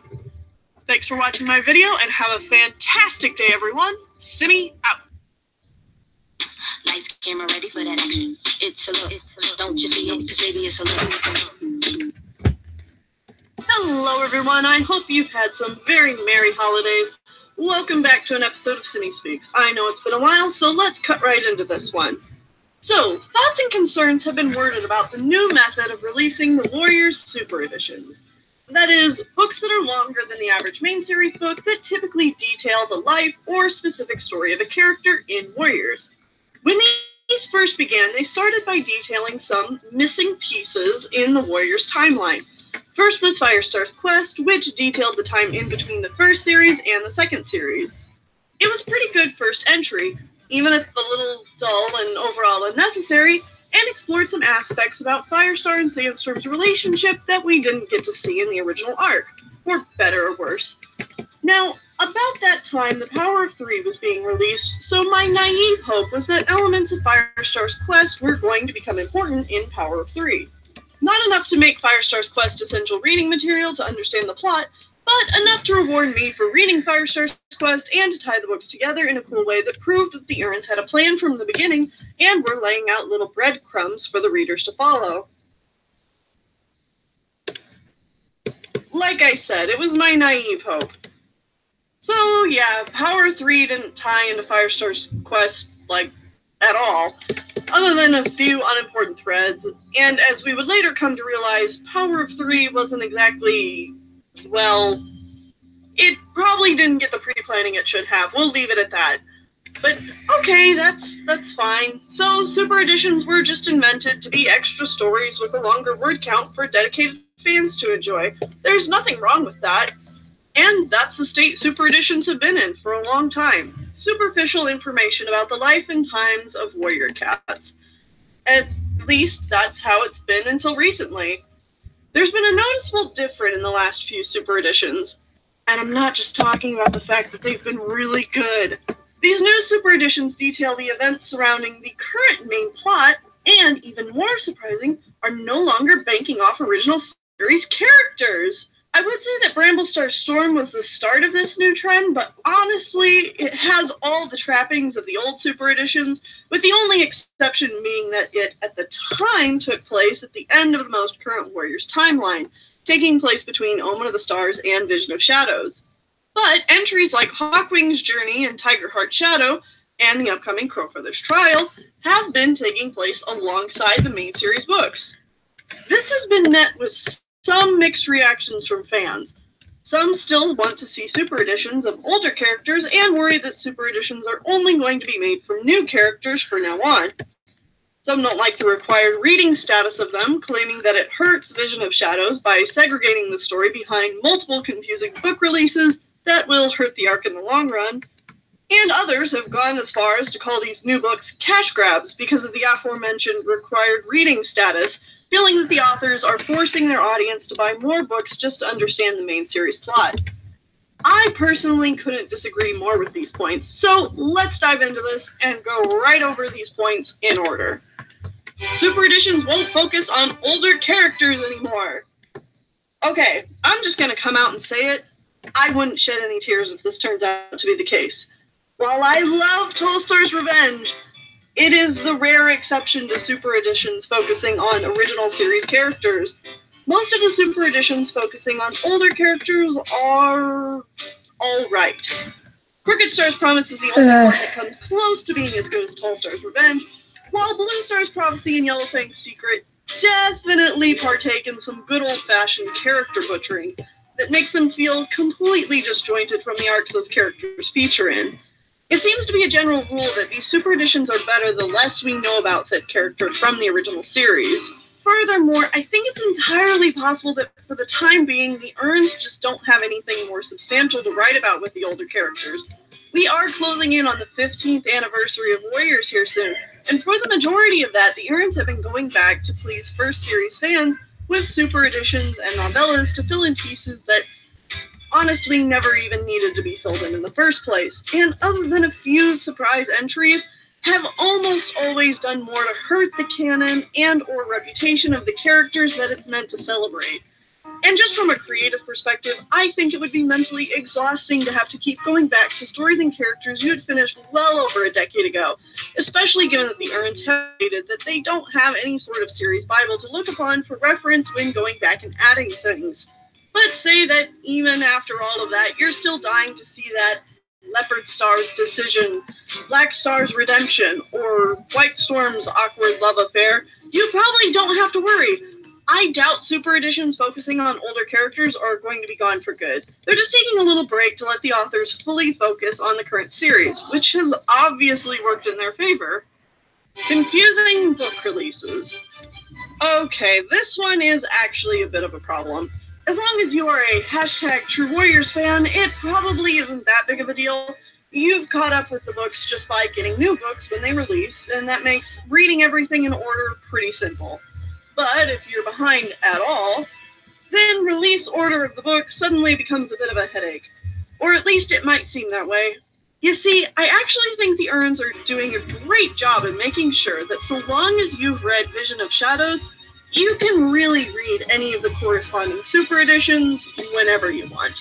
Meaning that after Vision of Shadows is completely out, you can go back and read the super editions whenever you like. In fact, judging from the recent releases, it might even be better to read Tigerheart's Shadow after the rest of Vision of Shadows is complete, or at least until River of Fire is out. Now, of course, that still leaves the more general problem for casual readers trying to figure out the canonical order to read the books in, and to that I say that after you have a book series that's released over 30 books, it's nearly impossible to keep your timeline crystal clear, but hey, that's what the internet is here for. Problem easily enough solved. These books are a cash grab! Well, for starters, I'm sorry you're so cynical about spending money on things you enjoy. Secondly, though, I'd like to bring back a point I made earlier. These recent super editions have been doing a fantastic job treading a thin line between important information vital to the main plot and superficial bonus stories that add a little extra content to certain characters' motivations. These new super editions aren't really required reading at all, but they do add to the story of Vision of Shadows by taking time to flesh out things that the main series can't take time to do. Vision of Shadows didn't need to give the backstory of Hawkwing and SkyClans to join the other 4 clans, but because of Hawkwing's journey, we get to experience the story anyway. And it's good. Really good. And it just makes me more invested in SkyClan's stakes in the main books.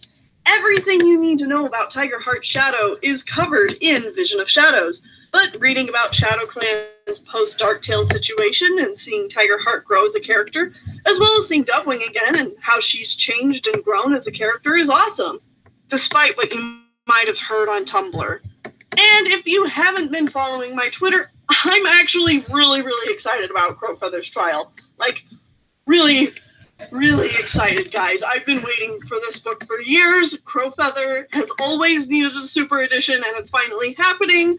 Guys, modern Wind Clan perspective, we're finally gonna know what's going on. All in all, I just think it goes without saying that I really love this new way of doing super editions.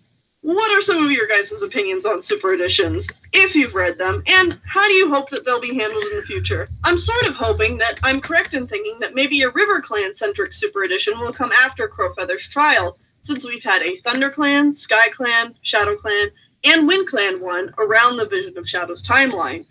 It would be great to see how modern River Clan is doing and get them involved in the main story once more, since they've been so out of the loop for years now. I'm Simi, and I'll talk to y'all later.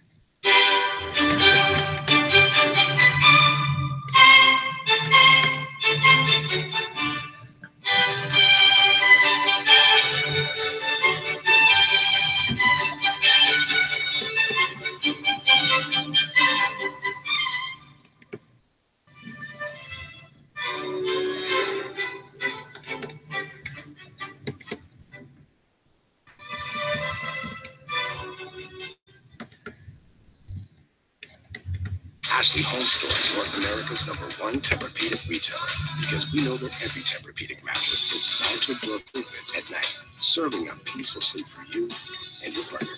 Get special financing on all Tempur-Pedic mattresses now at Ashley Home Store.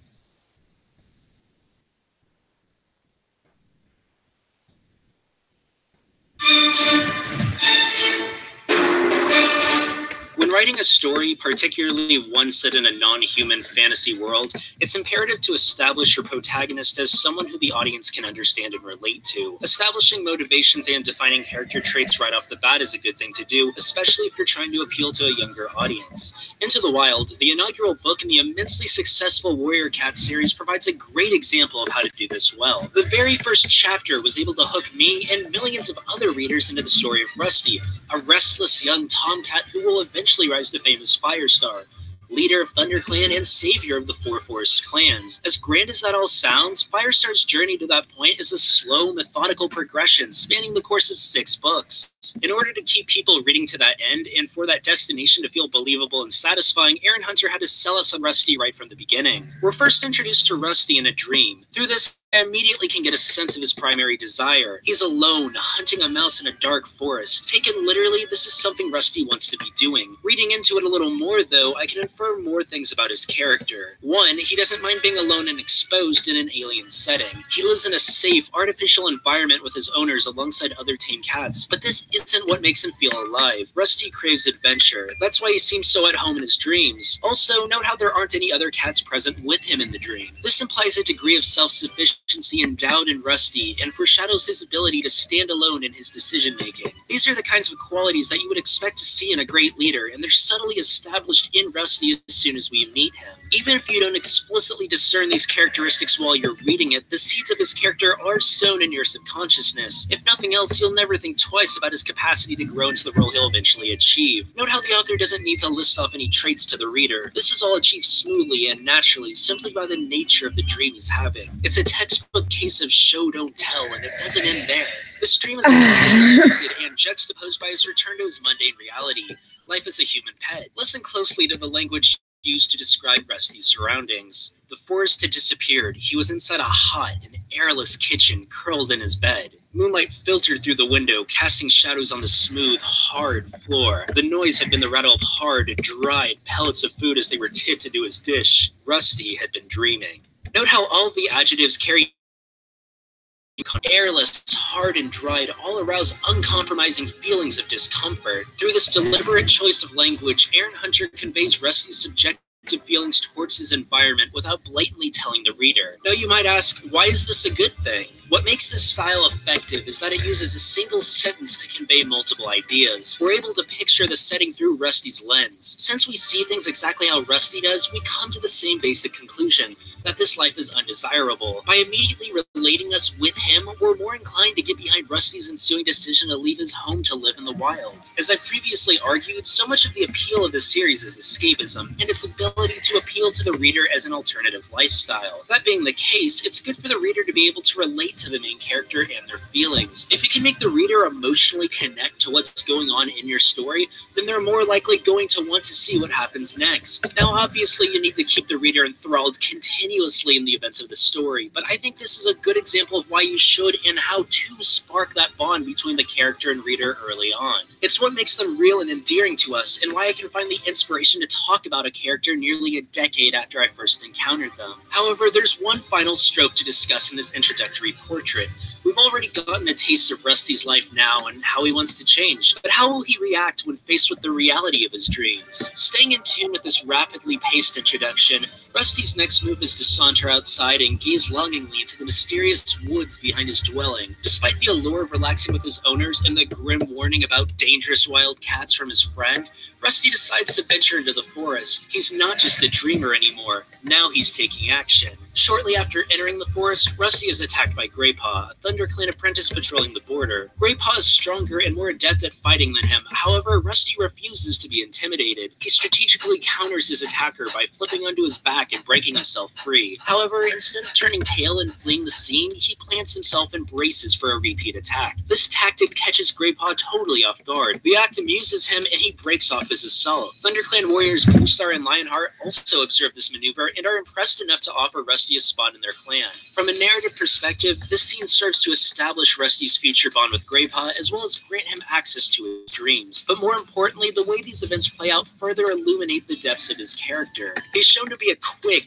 intuitive, and decisive thinker, even in the heat of battle. We're able to perceive a strong sense of bravery and resolve in the face of danger. Not only are these traits appealing to the reader, but they further add to his resume as a potential future leader of ThunderClan. If you ask someone what they think of this cat's potential, they're liable to say, "Yeah, I like that guy there. He's a real natural. Sky's the limit for him." Now, of course, the hero of a story doesn't need to flash all these qualities right from the beginning. In some cases, they can start out as the exact opposite of where they'll end up. Perhaps they'll outright reject their future role before embracing it when thrust into a heated situation.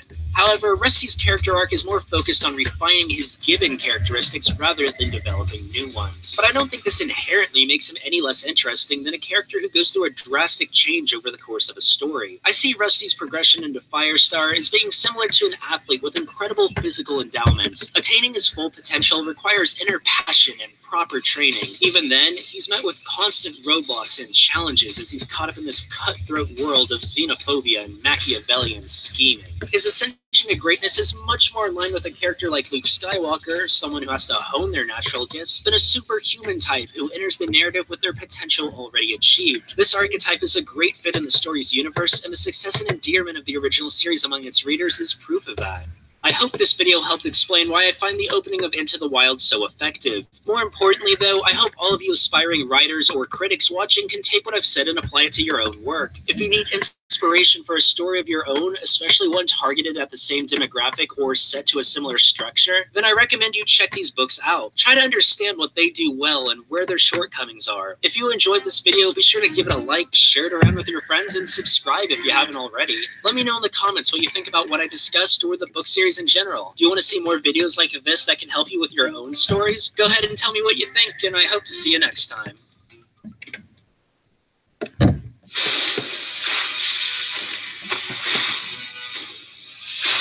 Give it my all, nothing can stop me. There's a champion inside everyone. All you gotta do is milk it. The opening scene of a story is perhaps the most vital one for a writer to get correct. The style in which it's written and the content it contains is what's going to decide whether a person continues reading your story or not. It also sets the tone for the entire story, which in itself will be a major factor in determining whether the reader sticks with it. So when Aaron Hunter opened Into the Wild with a midnight skirmish between two rival factions of wild cats, they established a dark and gritty tone while also teasing the prospects of a conflict on an even larger scale. However, the reader at this point doesn't know anything about what's going on. They don't know who's fighting or why or what the stakes are. This scene, unlike all subsequent ones in the novel, is delivered by a third-person objective narrator, and as such, the reader doesn't yet have leanings or stakes in either side. With this being the case, the writer needs someone to grasp onto and guide them through the scene, or else they'll be left confused by the action being conveyed to them. After a couple brief and disorienting paragraphs, Aaron Hunter centers the scene on one character. At the center of the frenzy of fern claws, a massive dark tabby pinned a bracken-colored Tom to the ground and drew up his head triumphantly. "Oakheart," the tabby growled, "how dare you hunt in our territory? The Sunning Rocks belong to ThunderClan. After tonight, this will be just another RiverClan hunting ground." The bracken-colored Tom spat back. The Dark Tabby's heroic declaration is the first line of dialogue from Into the Wild. Following Oakheart's response, immediately we can understand who the two sides are and why they're fighting. This is a territorial dispute between ThunderClan and RiverClan on land that currently belongs to the former. Through this quick but natural exchange between two characters, the entire scene is given context, which the reader can then use to get invested. RiverClan is the aggressor here. Furthermore, the first ThunderClan warrior we meet is passionate and dominating, while the RiverClan one wriggles under him like a snake. The nature of the fight and the way in which the scene is presented makes the reader more inclined to back ThunderClan, which is exactly who you're supposed to. Just subtle things like this can go a long way in writing or in a visual medium to manipulate the way a reader or audience member feels. It's through the words and actions of this dark tabby that you initially connect with the brave and heroic members of ThunderClan. However, this is actually a trick. This character, as we later find out, is in fact not somebody we should end up rooting for. The dark tabby cat is actually Tigerclaw, the primary villain of the entire series.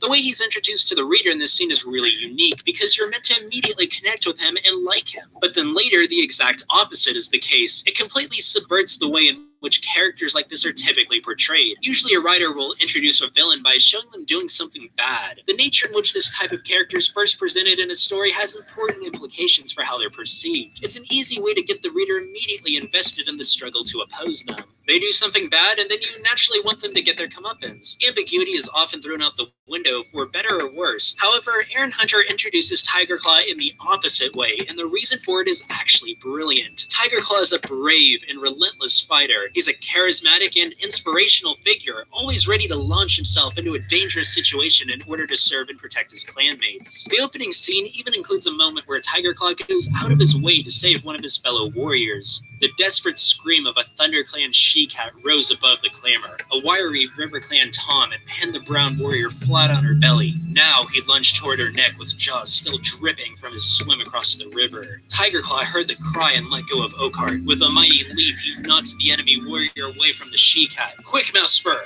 run!" he ordered, before turning on the RiverClan Tom who had threatened her. From the perspective of the reader, Tigerclaw appears to be a great and heroic character. The way in which we spectate this scene mirrors the way in which his clanmates see him. This in turn relates us to and puts us on the same level as the other members of ThunderClan. We only see the outer good he displays, which is why it's so shocking when his vile, true nature is later revealed. The reason Tigerclaw is a villain in this series is because he's a power-hungry, treacherous tyrant. You, the reader, have been deceived, just like every other character in the book. So in the moment when Tigerclaw is exposed, you have the exact same reaction of shock and disbelief that every character in the book has. Now, it's one thing to be told Tigerclaw was this great warrior, or to see it later on in the novel. However, Tigerclaw is our first character. He was the anchor that initially brought us into this world, so the revelation that everything you thought you knew about him was actually just a manipulative facade stings all the more potently. Tigerclaw gets his second introduction in this book. In the first one, he was introduced to the reader, but in the next one, the story's real hero,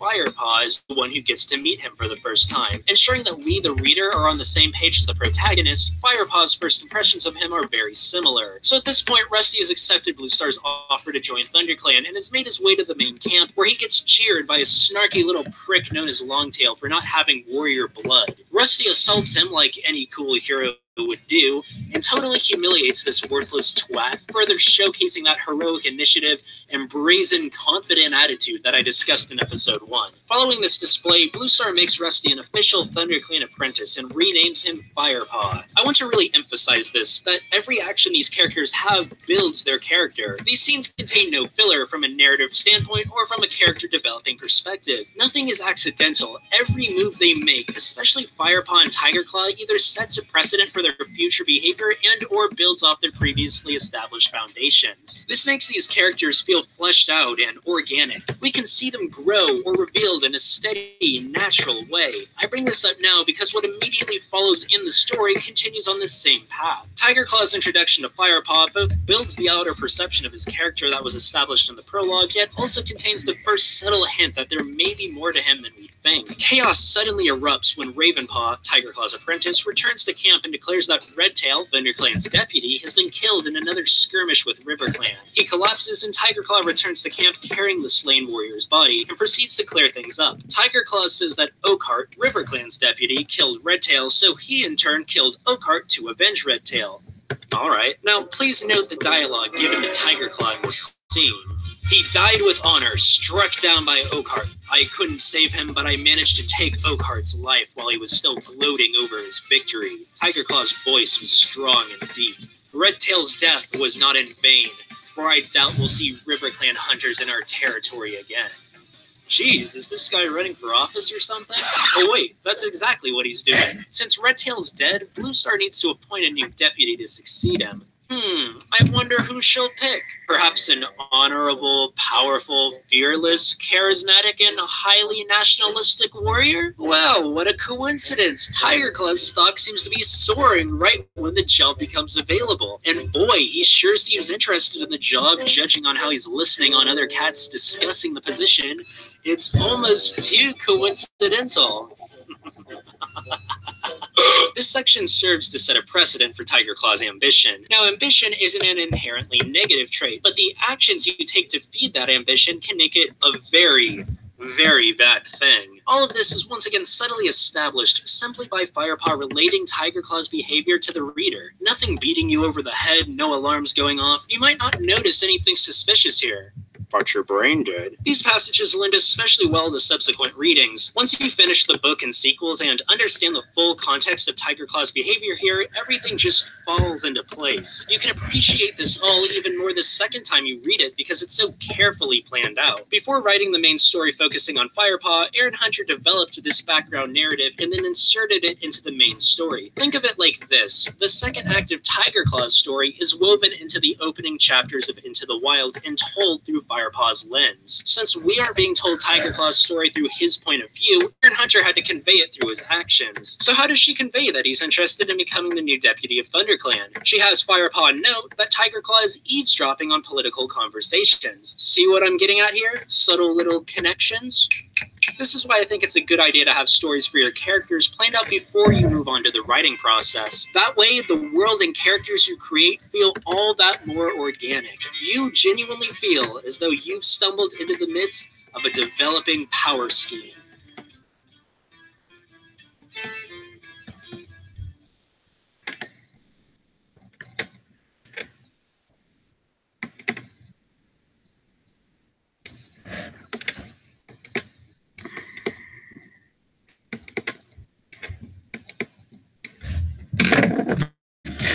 Fire alone can save our clan.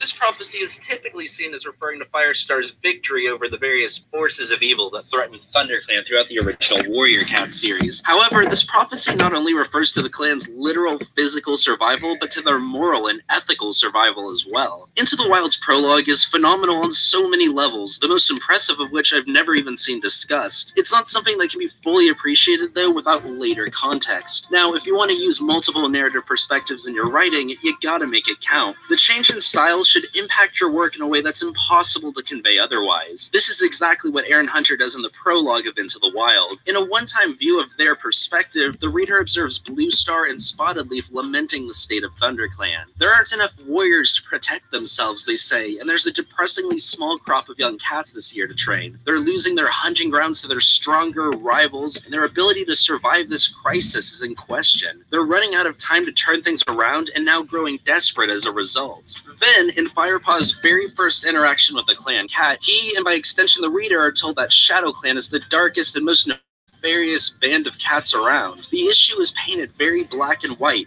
ThunderClan is good and ShadowClan is bad. But you know, it isn't actually that simple, and in fact, the entire resolution of the story of Into the Wild is built around subverting that initial assumption. ShadowClan is originally seen by the characters and the reader as a homogeneous hive of evil and savagery. However, in the end, we learn that they're not all that different fundamentally from the cats of ThunderClan. Many of the ShadowClan cats care about the well-being of their friends and family and are willing to subvert the rule of law and the leaders in their own clan in order to do what's best for them. They recognize cruel and unjust acts such as the killing of young apprentices in training by their leader Broken Star, and channel this and other dissatisfactions to eventually help the heroes defeat the evil from within their clan.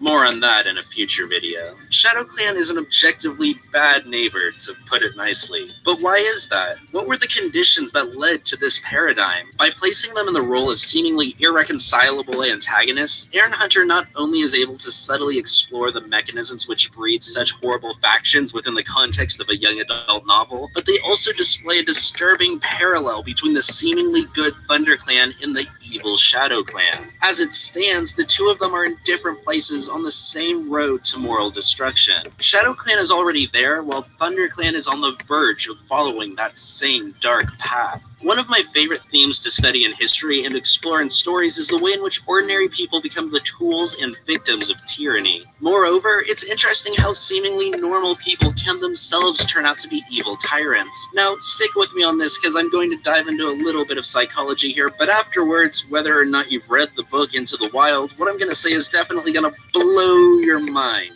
Oop, maybe.